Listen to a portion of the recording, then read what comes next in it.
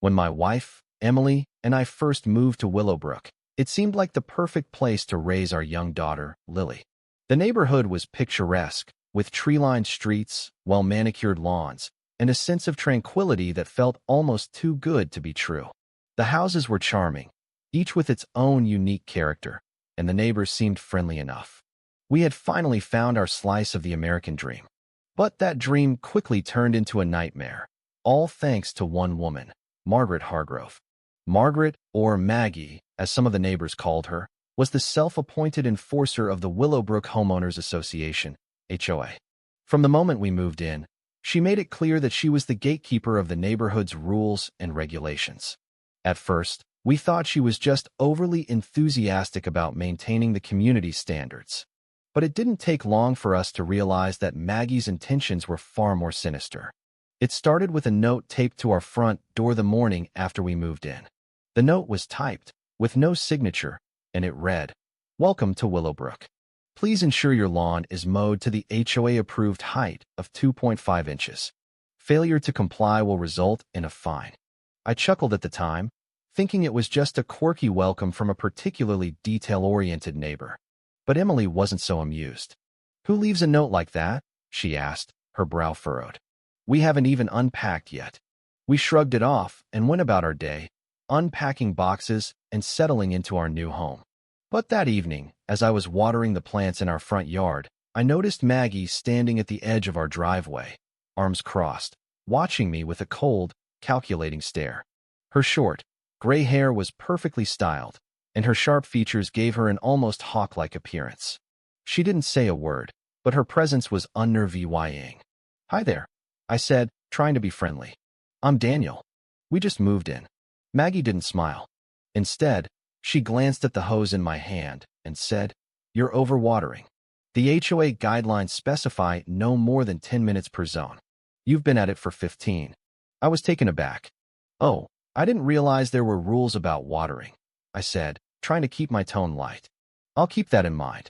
She nodded curtly and walked away without another word. That was our first encounter with Maggie Hargrove, and it set the tone for everything that followed. Over the next few weeks, Maggie's behavior became increasingly aggressive. She would appear at random times, always with a clipboard in hand, jotting down notes as she scrutinized our property. One day, she left another note on our door, this time accusing us of having unauthorized garden ornaments in our backyard. The so-called ornaments were a couple of small, decorative gnomes that Lily had placed near her swing set. "This is ridiculous," Emily said, crumpling the note in her hand. "Who cares about a couple of gnomes?" But Maggie did. She cared about everything. The color of our front door, the type of mulch we used, the height of our hedges, nothing escaped her scrutiny. And with each new violation notice, the fines started piling up. We tried to reason with her. I even went to her house one evening, hoping to have a civil conversation. But when I knocked on her door, she opened it just a crack, the chain latch still in place. "What do you want?" she asked, her voice cold. "I just wanted to talk," I said. "We're new here, and we're trying to follow the rules, but some of these violations seem a bit excessive." Maggie's eyes narrowed. "The rules are there for a reason," she said. "If you don't like them, maybe Willowbrook isn't the right place for you." With that, she slammed the door in my face. As the weeks turned into months, it became clear that Maggie's reign of terror wasn't limited to us. Other neighbors began to share their own stories of her overbearing behavior. At a neighborhood barbecue, we met Tom and Sarah, a couple who lived a few houses down. They told us that Maggie had fined them for having excessive holiday decorations during Christmas. "She counted every single light bulb," Tom said, shaking his head. "We were over the limit by 3 bulbs. 3, Sarah chimed in. "And don't even get me started on the time she called the police because our dog barked for 5 minutes straight. She said it was a noise violation." It seemed that Maggie had turned the HOA into her personal fiefdom, using the rules to control and intimidate anyone who dared to cross her. But what was even more disturbing was the rumor that she had connections in high places. "She's always bragging about her friends in Washington," Tom said. "I don't know if it's true, but she sure acts like she's untouchable." The situation came to a head one evening when we hosted a small gathering in our backyard. We had invited a few neighbors over for a casual dinner, hoping to build some camaraderie in the community. But as the night wore on, Maggie made an uninvited appearance. She marched into our backyard, her face set in a grim expression. "Do you have a permit for this gathering?" she demanded, her voice cutting through the laughter and conversation. I was stunned. A permit? For a dinner party? According to HOA bylaws, any gathering of more than 10 people requires prior approval, she said, holding up a copy of the rules. This is a clear violation. The mood of the party instantly soured. Our guests exchanged uneasy glances, and the festive atmosphere was replaced by an uncomfortable silence. Maggie didn't stop there. She pulled out her phone and began taking pictures of the gathering, muttering about EVY Denke. "This is insane," Emily said, her voice trembling with anger. "You can't just barge into our home and start taking pictures." Maggie ignored her and continued snapping photos. "You'll be hearing from the HOA," she said before turning on her heel and marching out. The final straw came a few days later when we received a letter from the HOA, signed by Maggie, announcing an emergency meeting to discuss our repeated violations. The letter was filled with accusations, from unauthorized landscaping to disruptive behavior. It was clear that Maggie was determined to drive us out of Willowbrook. But we weren't going to go down without a fight. With the help of Tom and Sarah, we began gathering evidence of Maggie's harassment. We installed security cameras around our property, hoping to catch her in the act. And sure enough, one night, the cameras captured Maggie sneaking onto our property, accompanied by a tall, shadowy figure in a dark suit. The footage was grainy, but it was clear enough to see Maggie handing the man a folder with an official-looking seal on it. Who was this man, and what was in the folder? We had no idea, but we knew we had to take this to the HOA board.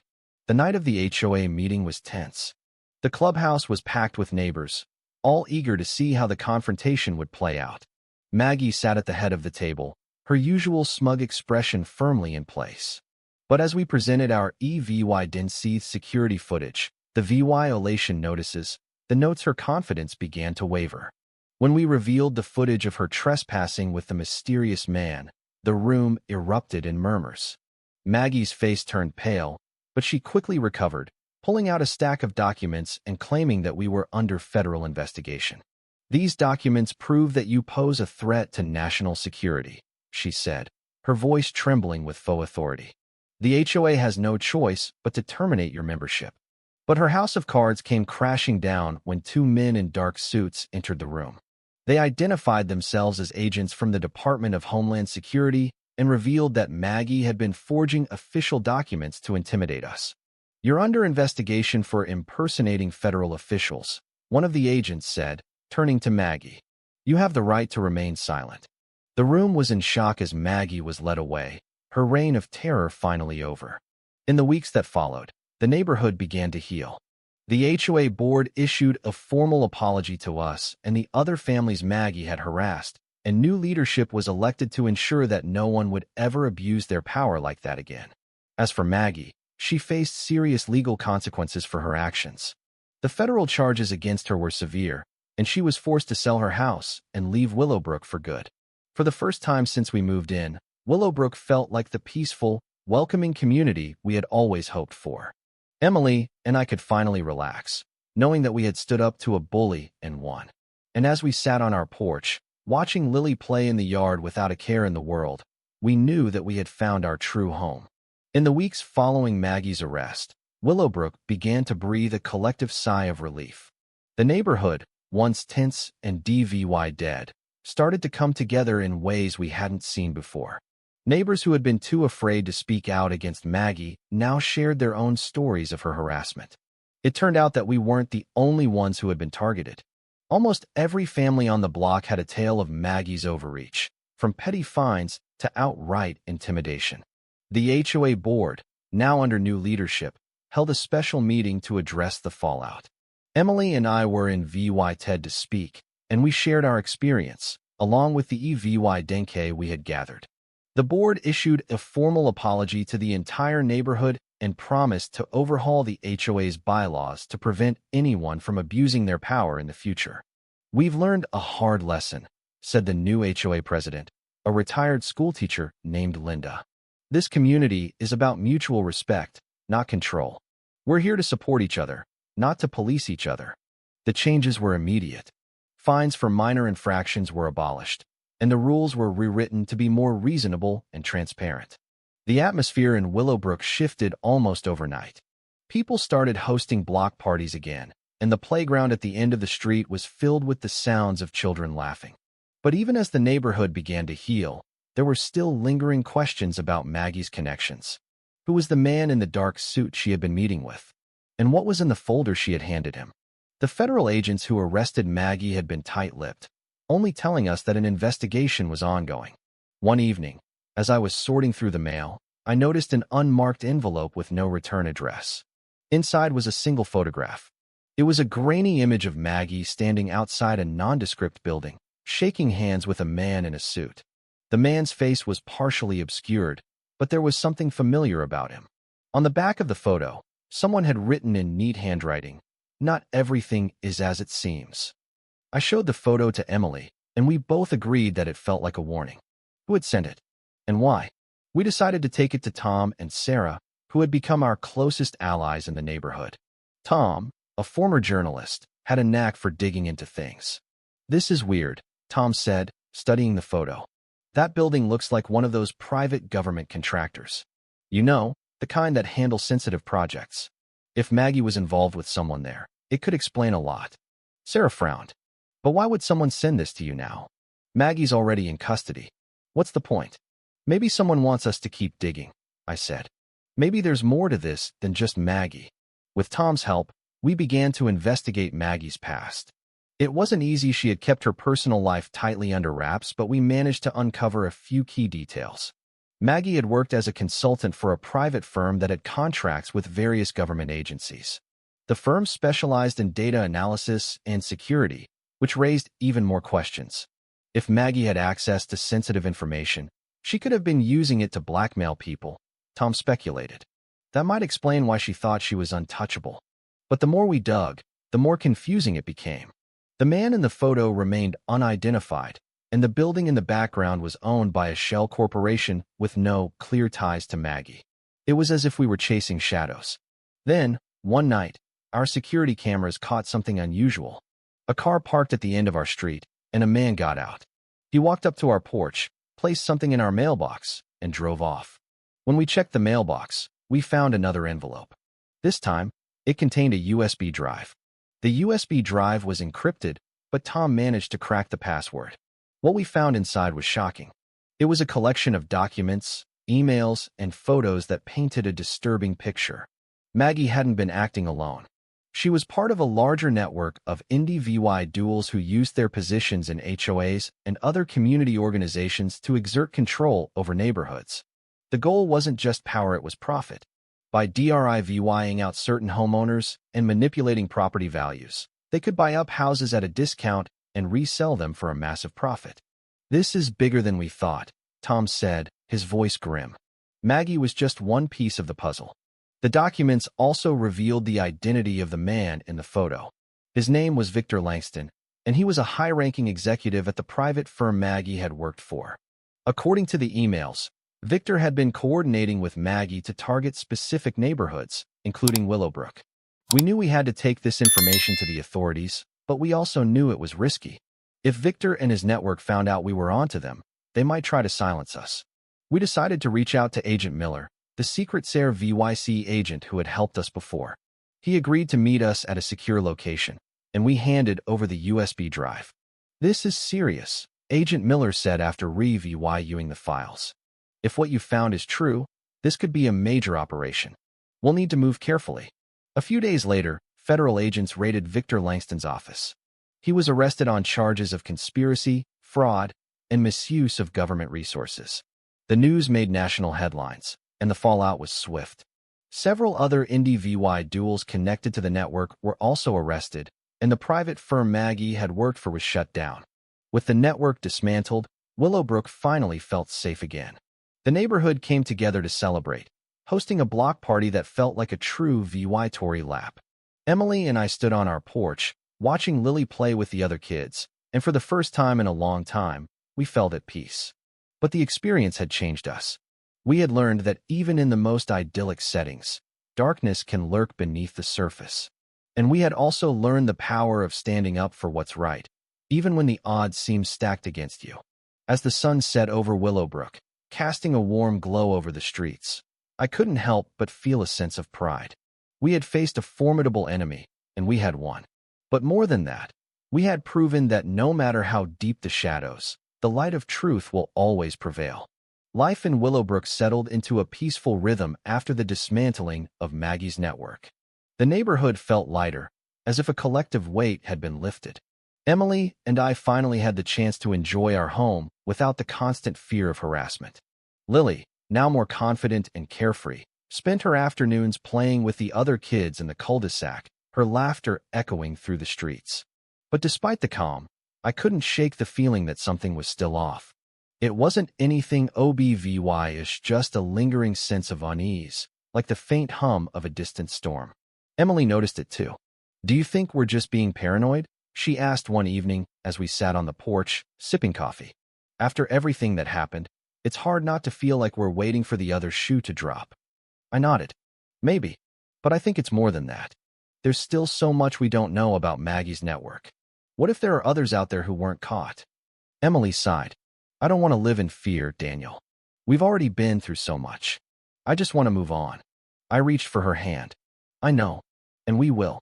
But we can't ignore the possibility that this isn't over." A few days later, my unease was validated. I was mowing the lawn when a black sedan pulled up to the curb. A man in a dark suit stepped out, his expression unreadable. He approached me with a calm, deliberate stride. "Daniel Carter?" he asked, his voice low and steady.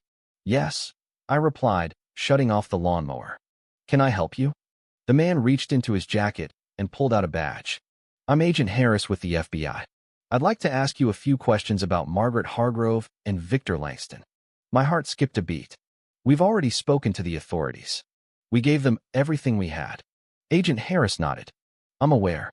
But new information has come to light, and we believe you might be able to help us fill in some gaps." Emily joined us on the porch, her arms crossed protectively over her chest. "What kind of information?" she asked. "We've uncovered evidence that suggests Maggie and Langston were part of a larger, more sophisticated operation," Agent Harris explained. "One that extends beyond Willowbrook and even beyond this state.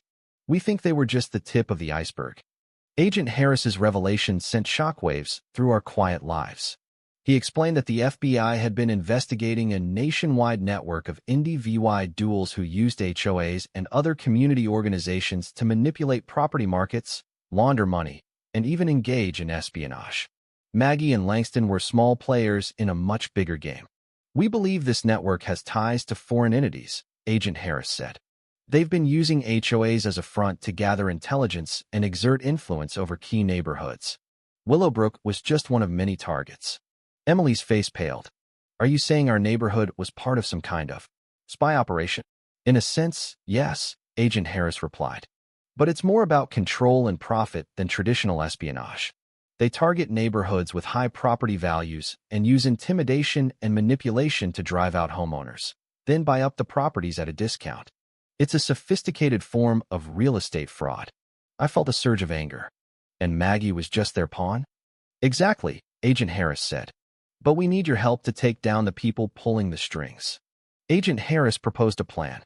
The FBI wanted to use us as bait to draw out the higher-ups in the network. They believed that if we appeared to be a threat, if we started asking too many questions, the network would send someone to silence us. It was a risky plan, but we agreed. We couldn't let these people continue to exploit innocent families. Over the next few weeks, we played our part. We started asking questions around the neighborhood, hinting that we had more information about Maggie's network. We even reached out to a local journalist who published a small article about our experience. It was enough to attract attention. One evening, as we were preparing dinner, the doorbell rang. I opened the door to find a woman standing on the porch. She was in her late 30s, with sharp features and a cold, calculating gaze. "Mr. Carter?" she asked, her voice smooth but with an edge. "I'm with the Department of Housing and Urban Development. I'd like to speak with you about your recent concerns." I knew immediately that she wasn't who she claimed to be. but I played along, inviting her inside. As she sat down in our living room, I noticed the faint bulge of a weapon under her jacket. The woman, who introduced herself as Agent Collins, began asking pointed questions about our involvement with the FBI. She was clearly probing for information, trying to determine how much we knew. Emily and I kept our answers vague, but it was clear she wasn't satisfied. Finally, she leaned forward, her eyes narrowing. "Let's cut to the chase, Mr. Carter. You've been poking your nose where it doesn't belong. That's a dangerous game." Before I could respond, the sound of breaking glass came from the kitchen. Agent Harris and a team of FBI agents burst into the house, guns drawn. "FBI, hands where I can see them." The woman froze, her hand twitching toward her weapon. But she knew she was outnumbered. Slowly, she raised her hands. "You're making a mistake," she hissed. "You have no idea who you're dealing with." Agent Harris stepped forward, cuffing her. "Oh, we know exactly who we're dealing with. And you're under arrest."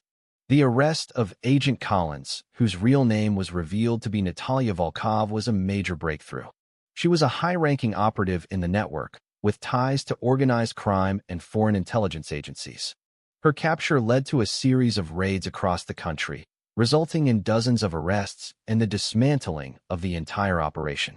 Willowbrook became a symbol of resilience and justice. The media descended on our quiet neighborhood, and for a while, we were the center of attention. But Emily and I were just relieved that it was over. We had faced down a formidable enemy, and we had won. With the network dismantled, life in Willowbrook returned to normal. The neighborhood felt safer than ever, and the sense of community was stronger than before. Emily and I decided to use our experience to help others, working with local organizations to raise awareness about HOA abuse and real estate fraud. One evening, as we sat on the porch watching Lily play with her friends, Emily turned to me with a smile. "We did it, Daniel. We stood up to them, and we made a difference." I took her hand, feeling a deep sense of pride. "We did, and we'll keep fighting for as long as it takes." As the sun set over Willowbrook, casting a warm glow over the streets, I knew that we had found more than just a home. We had found a purpose, and no matter what challenges lay ahead, we would face them together. Months later, as the leaves began to turn and the air grew crisp, we received a letter from Agent Harris. The investigation had officially concluded, and the network was no more. The letter ended with a simple but powerful message: "You made a difference. Never forget that." And as we sat on our porch, watching the neighborhood kids play in the street, we knew that we had. Willowbrook was more than just a place to live. It was a community, a family. And we had fought to protect it. The shadows were gone, and the future was bright. If you were the one in this story, how would you react? Would you stand up and fight back, or accept the unreasonable pressure and control from the HOA? Share your thoughts in the comments below. And don't forget to subscribe, like, and share this video with more people. Your small action gives us the motivation to keep bringing you more intense and engaging stories. Thanks for watching, and we'll see you in the next video.